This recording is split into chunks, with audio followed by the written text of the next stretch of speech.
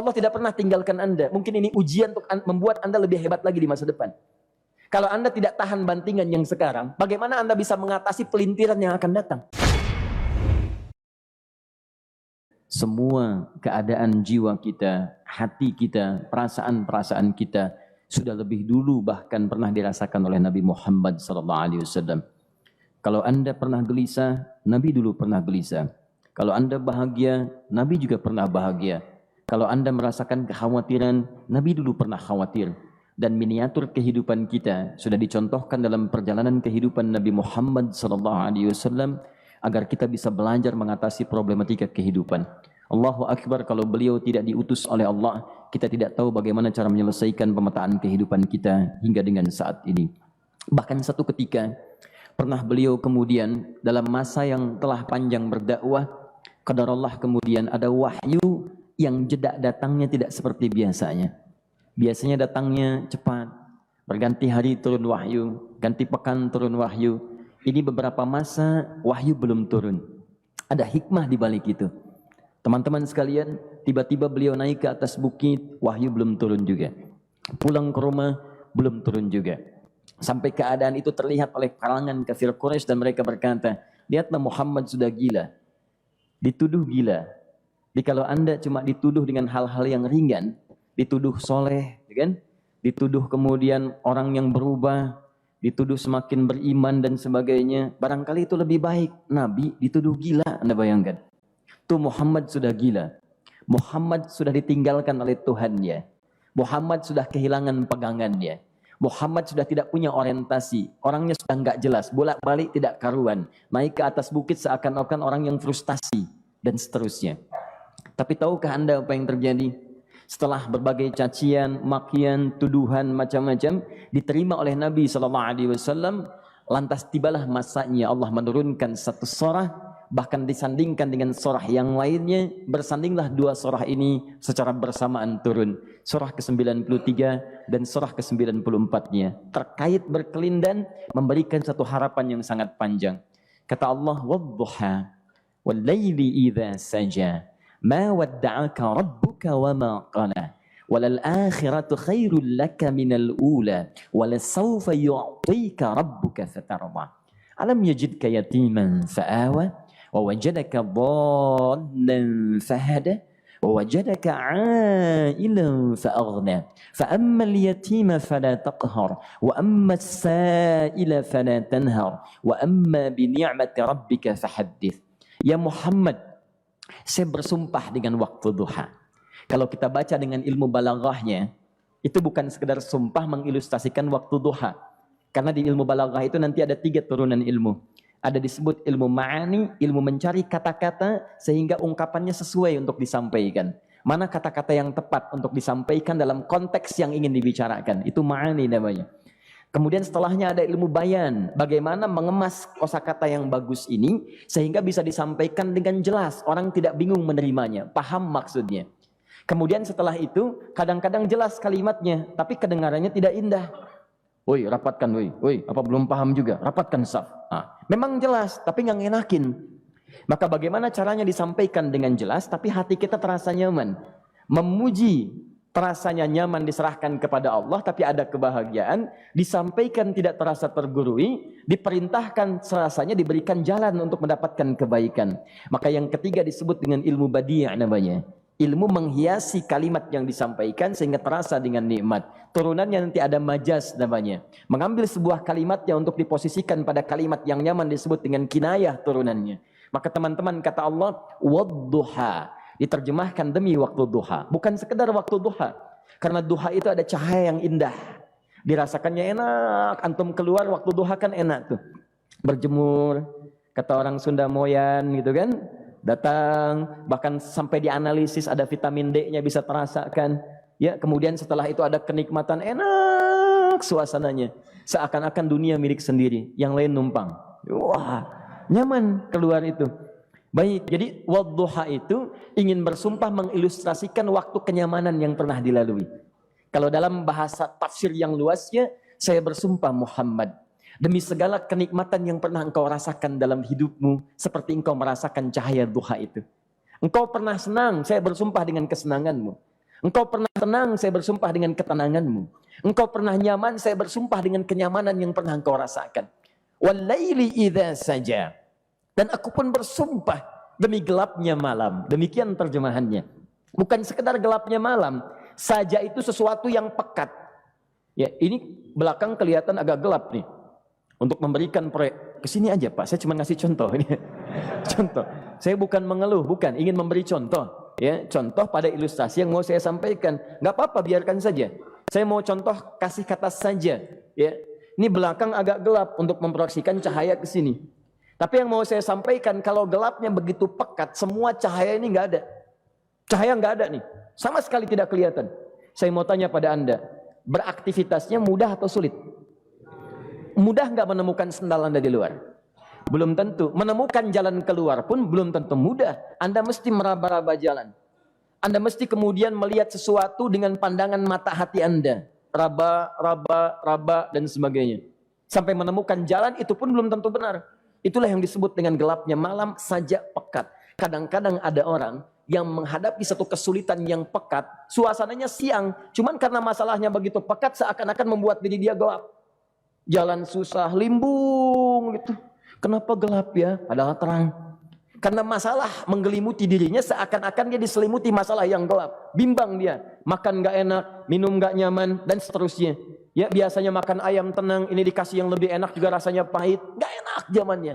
Maka kalau kita ilustrasikan dalam suasana tadi Muhammad, saya bersumpah, engkau pernah hidup nyaman, ataupun engkau mengalami masalah yang sangat pekat dalam kehidupan. Engkau alami sesuatu yang dahsyat sampai engkau bingung, bimbang, pekat, mereka menuduhmu dengan macam-macam. Ma wadda'aka rabbuka wa ma qala.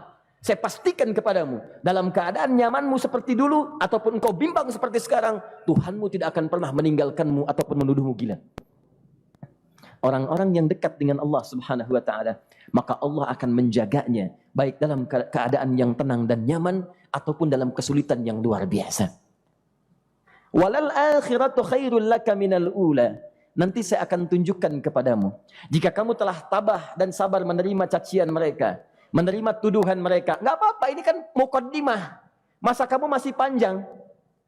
Kamu masih panjang dalam berdakwah, kehidupan kamu masih panjang membawa tugas dan misi. Kalau kamu belum bersabar pada yang sekarang, bagaimana dengan yang di masa depan? Tapi saya pastikan kepadamu, jangankan yang seperti ini, masalah pekat yang paling hebat pun kamu akan hadapi, yang membuat kamu sedemikian sulit lebih daripada ini, yakinkan pada jiwamu, aku tidak akan pernah meninggalkanmu.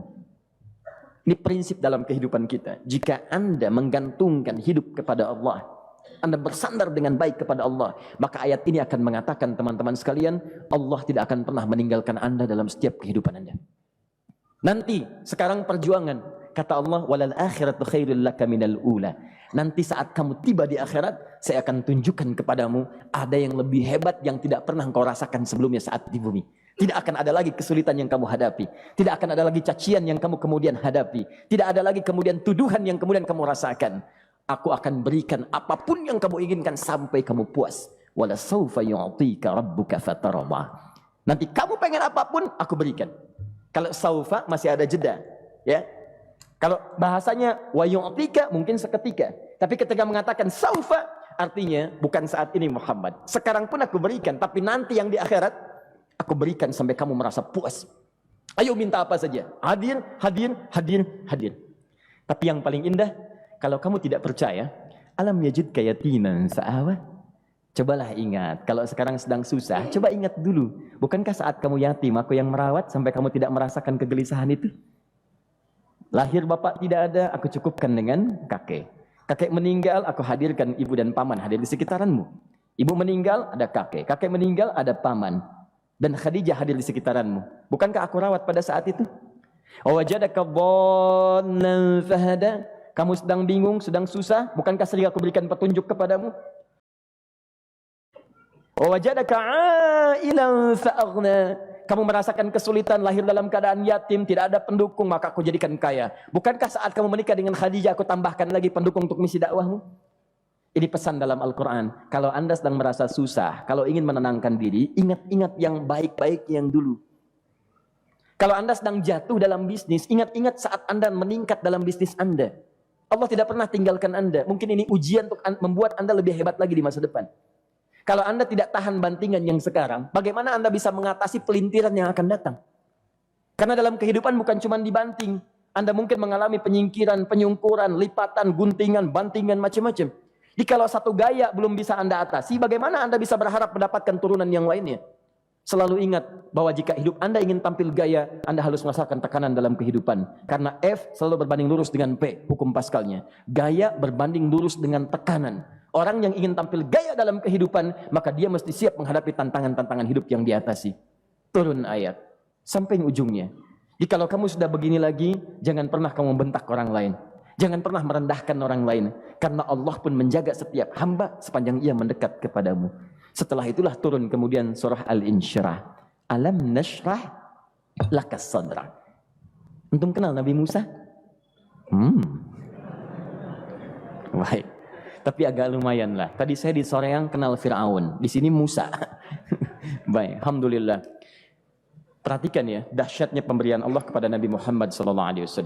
Nabi Musa alaihi salam, dan seringkali kita bacakan untuk memohon kepada Allah. Rabbi syrahli sadri. Perhatikan baik-baik.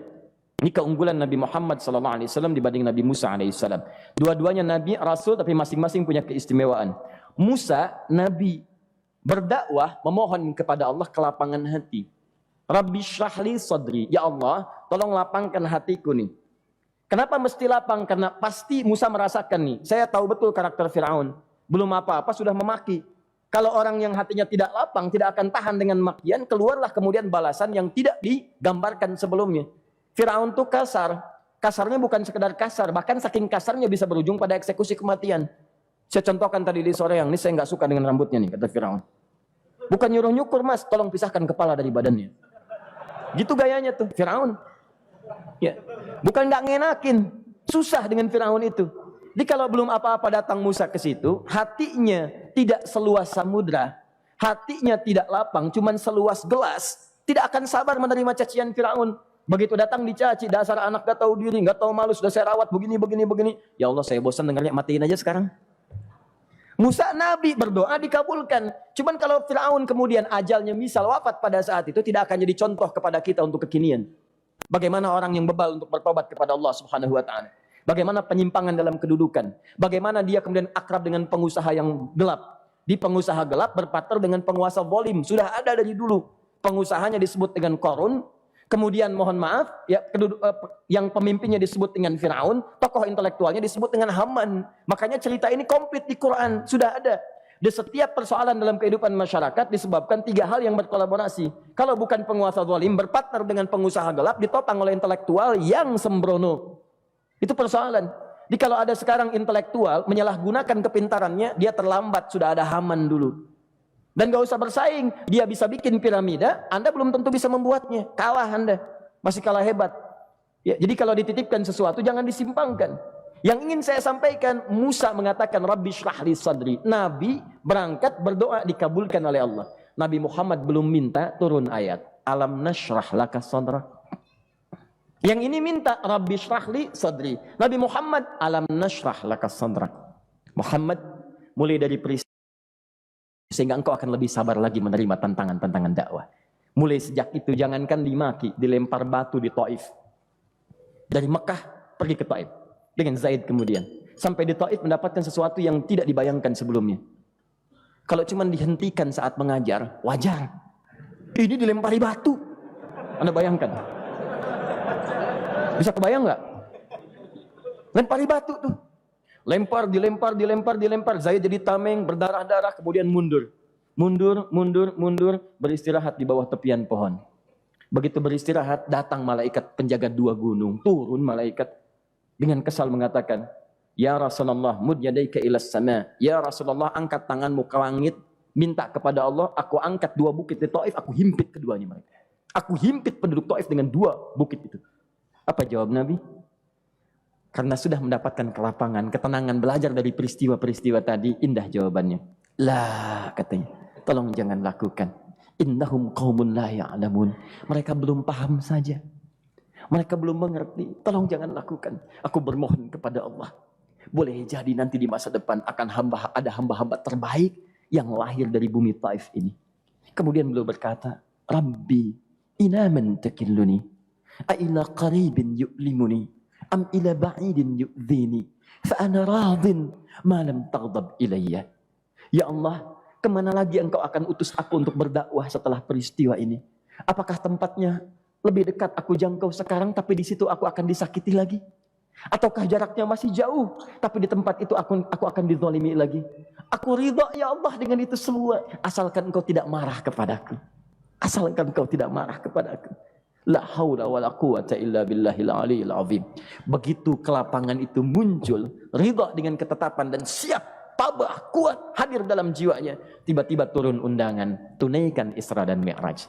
Diangkat statusnya, naik mendekat kepada Allah Subhanahu wa taala. Dihilangkan bebannya, wa wada'na anka wizrak alladzi anqadha dhahrak. Itu hikmah, teman-teman.